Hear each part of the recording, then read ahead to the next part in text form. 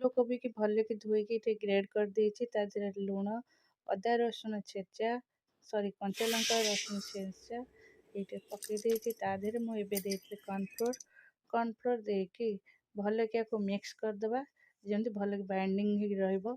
ତାପରେ ଆମେ କ'ଣ କରିବା, ଗୋଟେ କଣ୍ଟେନରରେ ଟିକେ ତେଲ ମାରିକି ଆକୁ ଭଲକି ଦେଇକି 10 ମିନିଟ୍ ପାଇଁ ଷ୍ଟିମ୍ କରିଦେବା। ଷ୍ଟିମ୍ ହେଇଗଲା ପରେ ଥଣ୍ଡା କରି ତାକୁ ପିସ୍ ପିସ୍ କରି କାଟିଦେବା। ଯେହେତୁ 1 ମିନିଟ୍ ଭିଡ଼ିଓ ହେଇପାରୁନି, ତାପରେ ଆମେ କ'ଣ କରିବା, ପ୍ୟାନ୍ରେ ତେଲ ଗରମ କରି ତାକୁ ଭଲକି ଭାଜିଦେବା।